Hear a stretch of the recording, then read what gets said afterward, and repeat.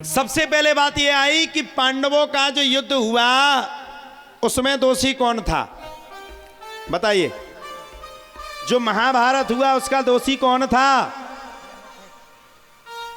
बताइए, कौन था। देखिए महाभारत के युद्ध में सबसे पहले अगर कोई दोषी थे तो धृतराष्ट्र। पूछो क्यों। राजा कौन था? धृतराष्ट्र। और धृतराष्ट्र के भी मन में अहम था।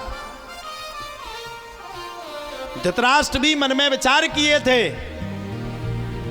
कि ये राज्य हमें अपने अलावा किसी को देना ही नहीं है, हमारे पुत्र ही इस राज्य के आधिपत्य होंगे, हमारे पुत्र ही इस राज्य के अधिकारी होंगे। पहली बात। दूसरा दोषी कौन है? देखो, जिसके नेत्र नहीं है और हम उससे कहते हैं कि अंधा है तो बुरा लगेगा कि नहीं। दूसरी दोषी पांचाली है। जब इंद्रप्रस्थ नगरी बनी तब इंद्रप्रस्थ नगरी के बनने के बाद दुर्योधन इंद्रप्रस्थ नगरी में भ्रमण करने के लिए गया और वहां माया की इंद्रप्रस्थ नगरी थी, उसको नहीं दिखा और सरोवर में कूद गया और पांचाली ने कह दिया अंधे का पुत्र अंधा। और मामा सकनी तो कसम खाई थे कि हमें ऐसा करना ही है।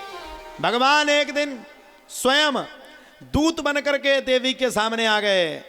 दूत बनकर के धृतराष्ट्र के सामने आए। भगवान ने धृतराष्ट्र को समझाया, धृतराष्ट्र सबसे पहले तो ये राज्य किसी और का नहीं था, पांडवों के पिता पांडु का था और ये राज्य पांडवों के अधिकार क्षेत्र में है। ठीक है, तुम नहीं देना चाहते, तुम्हारी इच्छा है, हम तुम्हें मना नहीं करेंगे, लेकिन मेरी बात को मानो, 5 गांव ही पांडवों को दे दो।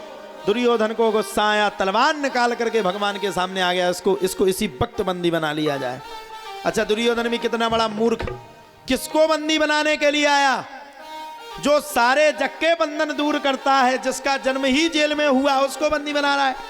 भगवान बोले बारे दुर्योधन, हमें बनाओगे बंदी? बोले बिल्कुल। तो बोले आ जाओ दुर्योधन।